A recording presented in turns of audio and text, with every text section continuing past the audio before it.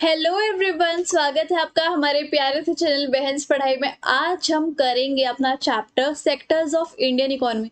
इतना बच्चों वाला चैप्टर है, what I will tell you about that. बहुत इजी है, प्राइमरी सेकेंडरी टर्शरी सेक्टर के बारे में ही है, ठीक है। और अगर आपको ये नोट्स चाहिए, ये नोट्स मैंने इनोवेटिव ज्ञान वेबसाइट से लिए हैं। नोट्स अगर आपको चाहिए तो डिस्क्रिप्शन बॉक्स में मैंने वेबसाइट का लिंक दिया हुआ है।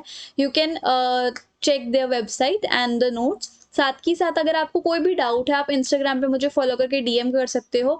और अगर आपको चैनल के लेटेस्ट अपडेट्स चाहिए, स्टडी मटेरियल एंड अपडेट्स और बाकी जितना भी कुछ भी इंपॉर्टेंट चीज़ है, वो सब टेलीग्राम पे आपको फ्री फंड में मिल जाता है। सो आप टेलीग्राम पे भी फॉलो कर सकते हैं। अच्छा, अब हम स्टार्ट करते हैं अपनी इस चैप्टर को विदाउट एनी देरी। सो इकोनॉमिक एक्टिविटीज़ कौन सी होती हैं? जिन गतिविधियों में, जिन एक्टिविटीज़ में पैसा इन्वॉल्व होता है, उसको हम इकोनॉमिक एक्टिविटीज़ कहते हैं। कुछ एक्टिविटीज़ ऐसी होती हैं जो कि एग्रीकल्चर के रिलेटेड होती हैं या फिर नेचर से रिलेटेड होती हैं। कुछ एक्टिविटीज़ ऐसी है जो कि गुड्स एंड सर्विसेज का प्रोडक्शन करती हैं, और कुछ ऐसी होती है जिसमें सर्विसेज होती हैं। तो ये सारी एक्टिविटीज़ इकोनॉमिक एक्टिविटीज़ कहलाती हैं, क्योंकि इन सबसे पैसा जनरेट होता है, ठीक है। अब इकोनॉमिक एक्टिविटीज़ के हिसाब से कि किस टाइप की इकोनॉमिक एक्टिविटी है, उसके हिसाब से 3 सेक्टर्स हैं हमारी इकोनॉमी के: प्राइमरी, सेकेंडरी एंड टर्शियरी, ठीक है। प्राइमरी सेक्टर कौन सा होता है कि हम नेचर की वजह से कुछ गुड्स बनाते हैं। जैसे कि आपने मिट्टी में बीज बोया, उससे गेहूँ निकल आया, और गेहूँ जो है वो एक नेचुरल तरीके से उगा है ना, मतलब नेचर की वजह से ये आया है प्रोडक्ट बन के। सो वो प्राइमरी सेक्टर में आता है, ठीक है। प्राइमरी सेक्टर को आप एग्रीकल्चर रिलेटेड सेक्टर बोलते हो। इसके अंदर आपका एग्रीकल्चर, खेती बाड़ी, डेयरी, फिशिंग, ये सब चीज़ें आती हैं। सेकेंडरी सेक्टर में क्या होता है कि जो सामान, जो चीज़ें हमें प्राइमरी सेक्टर से मिली है, उसको फैक्ट्रीज में लाकर उसकी मैन्युफैक्चरिंग करना और उससे कोई नया प्रोडक्ट बना देना। जैसे गेहूं उगा खेतों में, गेहूं आया फैक्ट्री में, गेहूं का आटा बन गया। पहले गेहूं था, अब उसका आटा बन गया, तो गेहूं से एक नया प्रोडक्ट बन गया ना। सो वो चीज आती है सेकेंडरी सेक्टर में, ओके। और यहाँ पर यार्न का एग्जाम्पल दिया हुआ है, yarn and cloth weaving from cotton fibre. अब खेतों में उगती है क्या? रुई। रुई जाती है फैक्ट्रीज में, फैक्ट्री में रुई का क्या बन जाता है? धागा, और धागे से फिर क्या बनता है? कपड़ा। तो ये सब फैक्ट्रीज में ही होते हैं, तो ये किस में आएगा? आपका सेकेंडरी सेक्टर में। टर्शरी सेक्टर में आपकी क्या क्या आती है? प्राइमरी एंड सेकेंडरी सेक्टर्स को सपोर्ट करने के लिए और ज़्यादा डेवलप करने के लिए, मदद प्रोवाइड करने के लिए टर्शरी सेक्टर एग्जिस्टेंस में आता है। जैसे कि फैक्ट्री में गेहूं का आटा बन गया, अब उस आटे को लोगों तक भी तो पहुंचाना है, तो कौन पहुंचाएगा? ट्रांसपोर्टेशन सिस्टम, है ना। सो दैट्स वाई ये सब जो सर्विसेज होती हैं वो सारी टर्शरी सेक्टर में आती हैं, और इसलिए हम टर्शरी सेक्टर को सर्विस सेक्टर बोलते हैं। जैसे बैंकिंग, ट्रांसपोर्ट, कम्युनिकेशन, ये सब चीज़ें। अब कंपेयर करते हैं इन 3 सेक्टर्स को। तो क्योंकि प्राइमरी, सेकेंडरी और टर्शरी एक्टिविटीज़ जो हैं एक दूसरे के ऊपर इंटरडिपेंडेंट है। इंटरडिपेंडेंट इन द सेंस एक दूसरे के ऊपर बहुत ज़्यादा निर्भर है। अगर इनमें से कोई भी गायब हो गया तो दोनों चीज़ नहीं चल पाएंगी, है ना। सो इसलिए गुड्स एंड सर्विसेज एक सेक्टर में प्रोवाइड होती हैं, तो दूसरे तीसरे सेक्टर में भी वो इंटर रिलेटेड या फिर इंटरडिपेंडेंट होती हैं, ठीक है। अब गुड्स 2 टाइप के होते हैं। एक होता है फाइनल गुड्स एंड सर्विसेज, जो कि लोग बाग डायरेक्टली कंज्यूम होते हैं, उनकी फर्दर प्रोसेसिंग नहीं होती। और एक होते हैं इंटरमीडिएट गुड्स एंड सर्विसेज। वो कौन से होते हैं? ऐसे गुड्स एंड सर्विसेज जिनकी अभी आगे जाके फैक्ट्रीज में और ज़्यादा घिसाई पिटाई होगी और एक नया प्रोडक्ट बना जाएगा, उसको हम इंटरमीडिएट गुड्स एंड सर्विसेज कहते हैं। यहाँ पर अगर हम एक एग्जांपल ले लेते हैं मिल्क का। कभी कभी हम डेयरी से मिल्क लेके आते हैं और उसको पी जाते हैं, तो वो तो हो गया आपका फाइनल गुड। और कभी कभी वो ही मिल्क जाता है आगे फैक्ट्रीज में, और उसकी आप कर्ड बना देते हो फैक्ट्रीज के अंदर, या फिर उसका कोई केसर मिल्क बना देते हो। So that is intermediate good in that case. अब आते हैं हम जीडीपी, ग्रॉस डोमेस्टिक प्रोडक्ट। अब ये क्या होता है? तो value of final goods and services, जितने भी हमारे देश में फाइनल गुड्स बन चुके हैं जो कि कंज्यूमर्स रेडी उनको डायरेक्टली कंज्यूम करने के लिए, हर एक सेक्टर से कितने फाइनल गुड्स बन रहे हैं, उनकी वैल्यू एक साल में प्राइमरी से भी, सेकेंडरी से भी और टर्शरी से भी, उन तीनों की आप सम कर दो, उससे आप जीडीपी निकाल सकते हो। कौन से गुड्स बोले हैं यहाँ पर? फाइनल गुड्स, ये ध्यान रखना। कंफ्यूज करने के लिए पेपर में आपसे पूछा जाएगा कि इंटरमीडिएट गुड्स की वैल्यू लगती है क्या जीडीपी में, तो आपको बोलना है नहीं, फाइनल गुड्स की लगती है। तो प्राइमरी सेक्टर में से जितने भी फाइनल गुड्स बन रहे हैं, सेकेंडरी में जितने भी लग रहे हैं और टर्शरी में जितने भी फाइनल गुड्स एंड सर्विसेज हैं, उन सभी की वैल्यू आप जोड़ोगे और जीडीपी आप जो है निकाल पाओगे एक साल की, तीनों सेक्टर्स के फाइनल गुड्स की वैल्यू को सम करके। ठीक है, अब देखो आगे हिस्ट्री जान लेते हैं थोड़ी सी तीनों इकोनॉमिक सेक्टर्स की। तो जब हमारे देश को आज़ादी मिली थी यानी कि 1947, उसके बाद क्या होने लग गया, 1972 तक प्राइमरी सेक्टर यानी कि एग्रीकल्चर सेक्टर जो था वो बहुत ज़्यादा लाइक सबसे टॉप पे था। सब सारे लोग एग्रीकल्चर पे ही डिपेंडेंट थे अपने लाइवलीहुड के लिए। ठीक है, फार्मिंग मेथड इंप्रूव होते जा रहे थे, सरप्लस खाना भी देश में हो गया था। तो उसके बाद क्या हुआ, लोग बाग जो है खेती बाड़ी से थोड़े से शिफ्ट होकर मैन्युफैक्चरिंग सेक्टर पे, सेकेंडरी सेक्टर पे चले गए थे।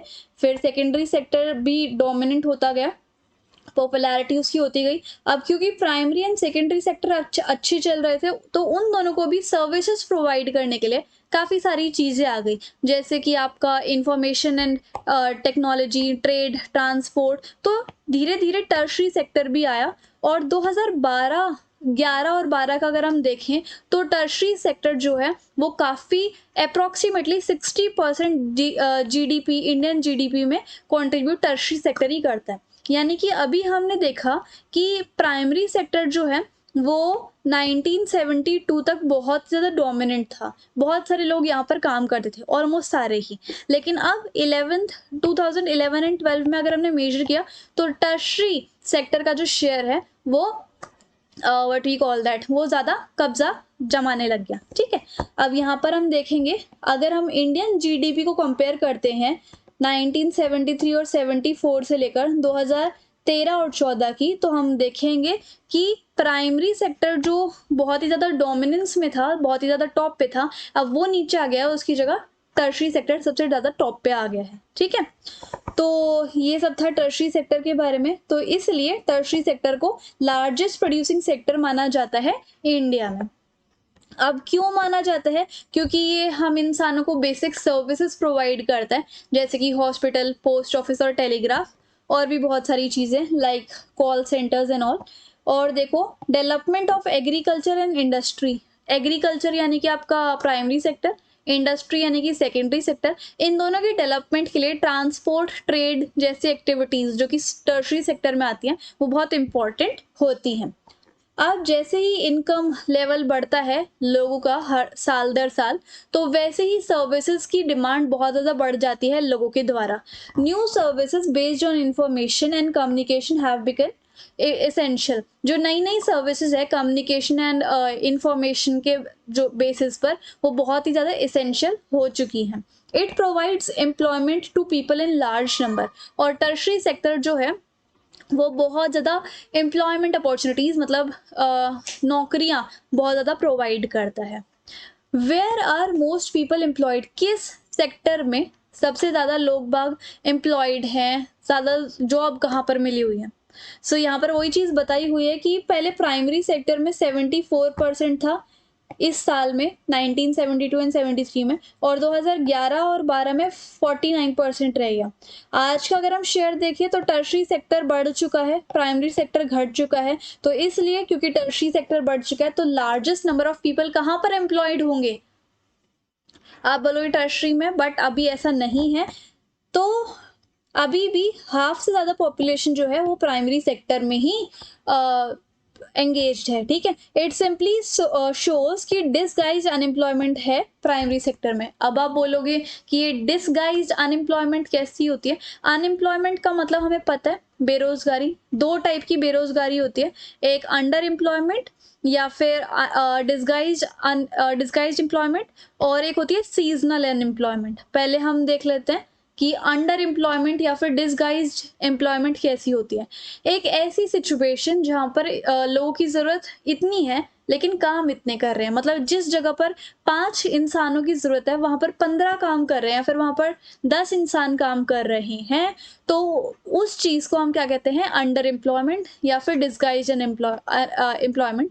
और यही चीज़ हमें प्राइमरी सेक्टर में देखने को मिलती है, तो इसलिए प्राइमरी सेक्टर में ही ज़्यादा लोगों की एम्प्लॉयमेंट लगी हुई है, ठीक है? बट दैट इज़ डिसगाइज्ड या फिर अंडर एम्प्लॉयमेंट। और उसके बाद सीज़नल कौन-सी होती है कि लोगों को सिर्फ़ काम जो है सीज़न में मिलता है, बाकी पूरे साल वो अनएम्प्लॉयमेंट रहते हैं, ठीक है? सो जैसे कि फार्मर्स जो हैं वो राबी सीज़न के लिए उन्होंने क्रॉप्स उगाई, तो राबी सीज़न के बाद जो सीज़न आएगा उसमें वो खाली बैठे रहेंगे, है ना? Rest of the season. So that is seasonal unemployment, ठीक है? अब हम ज़्यादा से ज़्यादा नौकरियाँ या फिर एम्प्लॉयमेंट कैसे क्रिएट कर सकते हैं? शॉर्ट टर्म के लिए अगर हमें नौकरी चाहिए तो एमजी नरेगा एक स्कीम है 2005 में स्टार्ट हुई थी, तो वो स्टार्ट कर सकते हैं। और 1/3 एम्प्लॉयमेंट जो है वुमेन के लिए रिज़र्व करनी चाहिए। लॉन्ग टर्म अगर हमें नौकरियाँ बाँटनी है तो हमें ज़्यादा से ज़्यादा हॉस्पिटल्स खोलने चाहिए, ताकि जितने भी लोग हैं उनकी नौकरी हॉस्पिटल्स में लग सके। स्कूल्स एंड कॉलेजेस खोलने चाहिए, ताकि वहाँ पे जो टीचर्स की कमी है वो सब गाँव के लोग जो है वो वहाँ पर कर सकें, या फिर अर्बन एरियाज़ के लोग जॉब कर सकें। इंडस्ट्री सेटअप कर सकें हम रूरल एरियाज़ में, ताकि वहाँ पर लोग काम कर सकें। और उसके बाद क्रेडिट वगैरह देने चाहिए, मतलब लोन्स प्रोवाइड करने चाहिए लोगों को, ताकि वो खुद का बिज़नेस स्टार्ट करें। और एग्रीकल्चर फैसिलिटीज़ भी प्रोवाइड करनी चाहिए, ताकि जिन लोगों को खेती-बाड़ी में रहना है तो वो खेती-बाड़ी में ही रहें, ठीक है? बात करते हैं एमजी नरेगा 2005 की स्कीम कौन-सी है? पहले तो इसकी फुल फॉर्म देखो, Mahatma Gandhi national rural employment guarantee act. बचपन से पढ़ते आ रहे हैं। इसमें क्या होता है, जो लोग सक्षम हैं और जिनको काम की ज़रूरत है रूरल एरियाज़ में, उनको 100 दिनों तक नौकरी मिलेगी 1 साल में गवर्नमेंट के द्वारा, ठीक है? अगर गवर्नमेंट इस चीज़ में फ़ेल हो जाती है तो उनको अनएम्प्लॉयमेंट अलाउंस मिल जाता है, मतलब कि वो कुछ चीज़ खरीद सकते हैं बिना पैसे के। तो इस तरीके से, क्योंकि हमारे पास एक हक है राइट टू वर्क, तो इस हक के कारण गवर्नमेंट हमें ये स्कीम देती है। और इसके मेन फीचर्स यही है कि ये गारंटी देती है 100 दिनों की नौकरी, और इसके अंदर 625 डिस्ट्रिक्ट्स पूरी कंट्री के ऐड हैं, और ये राइट टू वर्क को सपोर्ट करते हैं। और अगर गवर्नमेंट फेल हो जाती है प्रोवाइड करने में नौकरी, तो अनएम्प्लॉयमेंट अलाउंस जो है लोगों को दे दिया जाता है। नेक्स्ट देखो, various ways to provide employment opportunity in rural areas. गांव के एरिया में एम्प्लॉयमेंट अपॉर्चुनिटी हम कैसे प्रोवाइड कर सकते हैं? तो छोटे छोटे फार्मर्स को लोन प्रोवाइड करना, ठीक है, कल्टीवेशन इरिगेशन के लिए। डैम्स एंड कैनाल्स को कंस्ट्रक्ट करना, ताकि बहुत सारी नौकरी लग जाए, लोग रोड बनाने में लोगों को लगाया जाए, एम्प्लॉयमेंट अपॉर्चुनिटी दी जाए। स्कूल्स ज़्यादा से ज़्यादा ओपन करने के लिए और हॉस्पिटल्स ओपन करने के लिए। एग्रीकल्चर सेक्टर में आप कैसे ज़्यादा नौकरी प्रोवाइड कर सकते हो? लोन्स प्रोवाइड करके, डैम्स बना के, सीड एंड फर्टिलाइजर को आप सब्सिडी दे के, स्टोरेज फैसिलिटी प्रोवाइड कर सकते हो, और ट्रांसपोर्ट फैसिलिटी को बढ़ा सकते हो। नेक्स्ट इज, अब कभी कभी हम, जैसे अभी हमने पढ़ा है कि इकोनॉमी के 3 सेक्टर्स होते हैं, प्राइमरी, सेकेंडरी और टर्शरी। और भी सेक्टर्स होते हैं, जैसे कि किस हिसाब से लोग बाग काम कर रहे हैं और किस हिसाब से लोग बागों की नौकरी लगी हुई है, उस हिसाब से इकोनॉमी के 2 सेक्टर्स होते हैं, एक ऑर्गेनाइज्ड और एक अनऑर्गेनाइज्ड। सबसे पहले हम पढ़ेंगे ऑर्गेनाइज सेक्टर के बारे में। ऑर्गेनाइज सेक्टर में वो सारे एंटरप्राइज या फिर ऑर्गेनाइजेशन या फिर वो सारी काम की जगहें आ जाती हैं जहाँ पर employment, where the terms of employment are regular, जहाँ पर एम्प्लॉयमेंट की जो अपॉर्चुनिटीज़ हैं, जॉब्स की जो अपॉर्चुनिटीज़ है वो रेगुलर होती हैं। लोगों को पक्के तरीके से काम मिला होता है, पक्के तरीके से उनकी नौकरी लगी होती है, और ये बहुत ऑर्गेनाइज्ड नौकरी होती है, क्योंकि ये फॉर्मल तरीके से लगी होती है। जिस भी जगह आप काम करोगे ऑर्गेनाइज सेक्टर में, वो गवर्नमेंट के द्वारा रजिस्टर किया होगा, सारे रूल्स एंड रेगुलेशन फॉलो होंगे, जैसे कि minimum wages act, labour laws, factory act etcetera. लेकिन अनऑर्गेनाइज सेक्टर में बिल्कुल उल्टा है। ना तो ये सेक्टर में जितने भी आपके ऑफिसेज होते हैं या फिर ऑर्गेनाइजेशंस होते हैं, गवर्नमेंट से वो रजिस्टर नहीं होते, और ये छोटे छोटे स्कैटर्ड यूनिट्स में ये सेक्टर्स फैले हुए हैं, और गवर्नमेंट के कंट्रोल और इंटरफेरेंस से ये बाहर होता है। यहाँ पर वर्कर्स को बहुत कम सैलरी मिलती है, ओवर टाइम करना पड़ता है, और हॉलीडेज के लिए उनकी सैलरी भी कटती है। ठीक है, तो इसके बीच में आप डिफरेंस बिटवीन भी बता सकते हो। जैसे ऑर्गेनाइज सेक्टर में फिक्स्ड वर्किंग आवर होते हैं, यहाँ पर नहीं होते। फिक्स्ड मिनिमम वेजेस होती हैं, यहाँ पर वेजेस बहुत कम मिलती हैं। सिक्योर्ड होती है जॉब, यहाँ पर सिक्योर्ड नहीं होती। वर्किंग आवर्स होते हैं इंजॉयबल, यहाँ पर वर्किंग आवर्स की कोई कंडीशन नहीं है। बहुत सारी फैसिलिटी होती है जैसे मेडिकल, पेंशन वगैरह, यहाँ पर कोई फैसिलिटी नहीं होती। तो आप ऐसे ऐसे करके बता सकते हो कि क्या डिफरेंस है। सो अनऑर्गेनाइज सेक्टर आपने देखा कि वहाँ पे वर्कर्स की क्या हालत होती है, तो कैसे हम उनको बचा सकते हैं। तो अगर एम्प्लॉयर जो है वो रिफ्यूज़ कर दे कि मैं कोई लॉ वॉ नहीं मानने वाले, तो मैं ओवर टाइम करना पड़ेगा, तो मैं सैलरी भी कम मिलेगी, तो इसलिए उन वर्कर्स को उनकी प्रोटेक्शन करना बहुत ज़्यादा इम्पॉर्टेंट है। वर्कर्स को फेयर वेजेस प्रोवाइड नहीं की जाती, ठीक है, फेयर वेजेस प्रोवाइड नहीं की जाती, और उनको प्रोटेक्शन भी मिलती है। ठीक है, सो फेयर वेजेस भी नहीं मिलती एंड प्रोटेक्शन भी मिलती है। जॉब जो है वो सिक्योर्ड नहीं होती, ठीक है, जॉब्स जो है वो सिक्योर्ड नहीं होती, इसलिए उनको प्रोटेक्शन चाहिए होती है। वर्कर्स को कोई और बेनिफिट भी नहीं मिलता, जैसे कि PF, provident fund, paid leaves और मेडिकल बेनिफिट, और कोई पेंशन भी नहीं मिलती रिटायरमेंट से, इसलिए उनको प्रोटेक्शन चाहिए होती है। लेकिन प्रोटेक्ट करे कैसे उनको, तो बहुत सारे ग्रुप्स बने होते हैं ऐसे लोगों के, ताकि उनको अनऑर्गेनाइज सेक्टर से प्रोटेक्शन मिल सके, तो उन्हें उन ग्रुप में ऐड हो जाना चाहिए। रूरल एरियाज में फार्मर्स को सपोर्ट करना चाहिए, ताकि उनको टाइम टू टाइम सीड्स मिल जाएं, एग्रीकल्चर इनपुट्स क्रेडिट मतलब लोन वगैरह और स्टोरेज फैसिलिटी मिल जाए।